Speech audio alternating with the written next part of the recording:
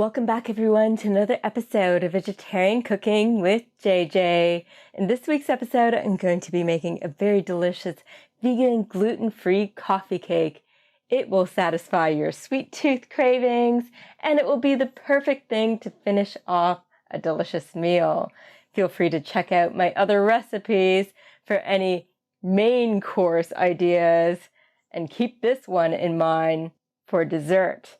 So without further ado, let's head over to the kitchen and get cooking.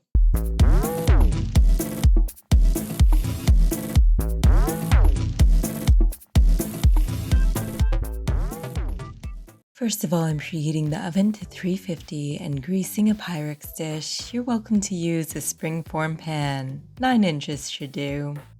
Now I'm adding 1.5 cups of our all-purpose gluten-free flour.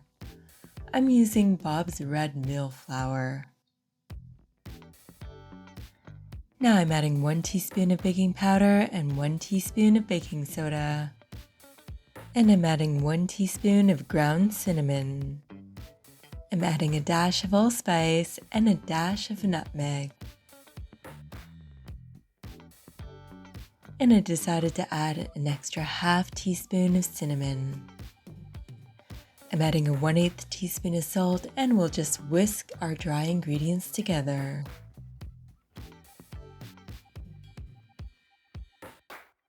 Over here in this bowl, I'm adding 3/4 cups of our unsweetened plain coconut yogurt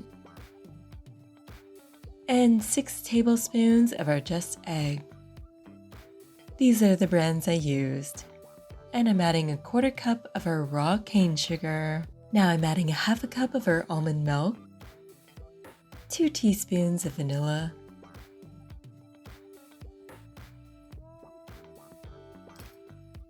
we'll give it a nice stir, make sure it's all evenly incorporated. I'm going to want to get 5 tablespoons of our earth balance and we'll melt it. Here I have 2/3 of a cup of packed brown sugar. Swerve is the brand, found at Noah's. I'm using 2 teaspoons of tapioca starch to thicken this up since our coconut yogurt is a little bit on the thin side. You're welcome to use the gluten-free flour.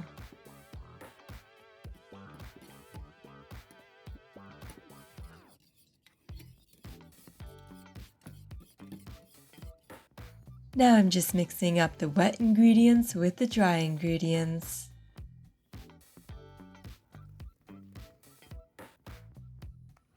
So we'll have a thick batter in the end.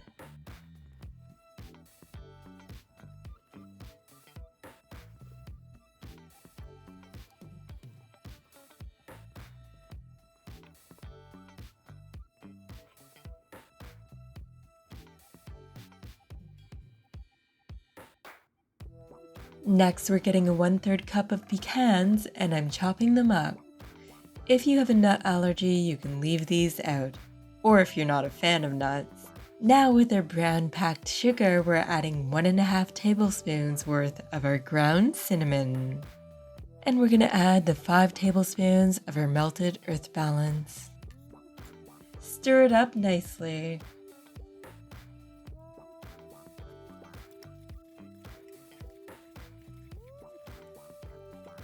So that's now evenly incorporated. Now in our Pyrex dish, we're adding half of the batter. Be sure to spread the batter evenly. I'm adding in some chocolate chunks for some extra flavor. Now we're going to spoon over our cinnamon mixture. Put a few dollops here and there and then spread it evenly. So far we've added half of our cinnamon mixture. Next we're going to add some of the chopped pecans. Be sure to preserve some for the next layer. Now we're pouring on the next layer of our batter. Again, try to spread it evenly and carefully.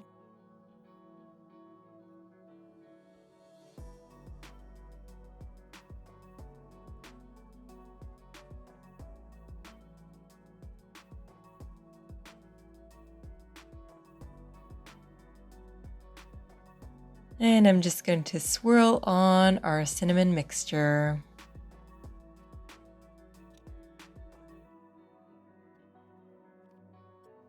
Adding some chocolate chunks, of course.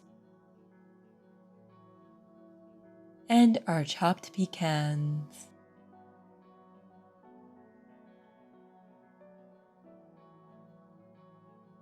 Now it's time to pop it in the oven.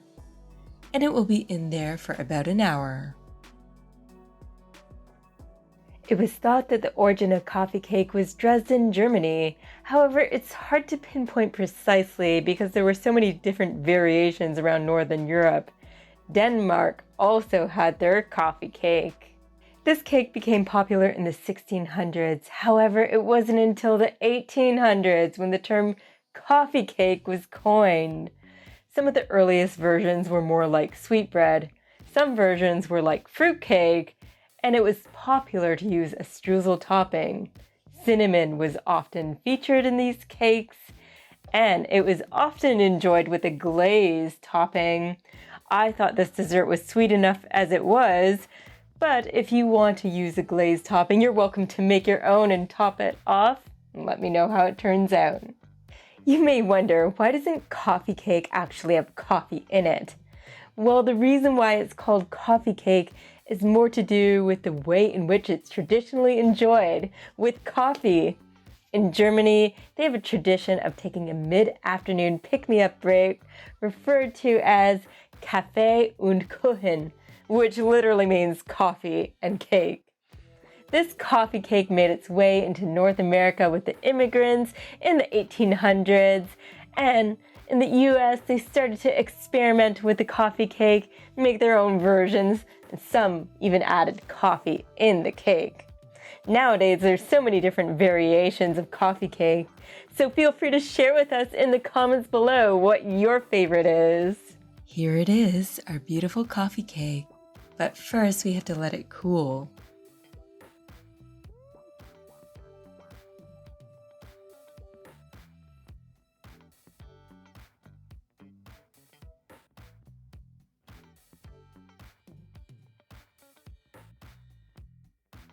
After letting it cool, you'll want to cut around the edges. I'm flipping it on a plate so I can properly display it, like so.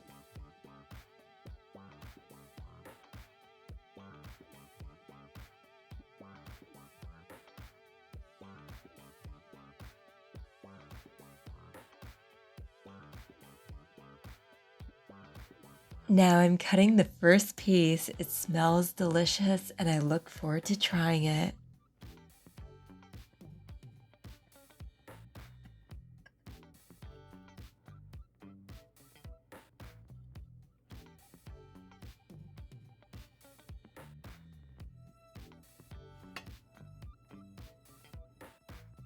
Now the time I've been waiting for.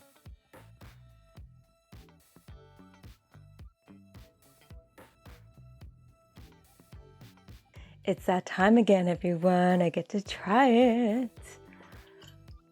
And it looks spectacular. It smelled spectacular as it was baking in the oven.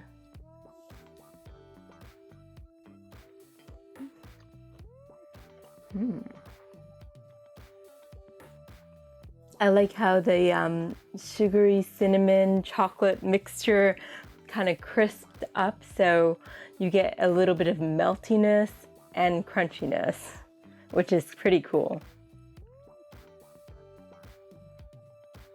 So keep this one in mind if you're hosting a party or gathering of some sort, and you know that there's going to be some guests with celiac disease, gluten sensitivities, and also some vegan guests as well.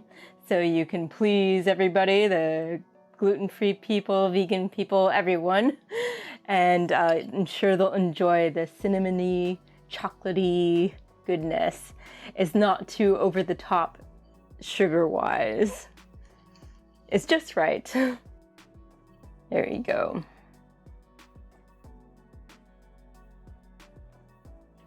So if you like this video in any way, shape, or form, hit that thumbs up button, subscribe to my channel, feel free to share this video with your family or your friends, and stay tuned every Monday for a new video as we travel the globe in my kitchen. I'm keeping things interesting in my kitchen and in yours. Bon appetit.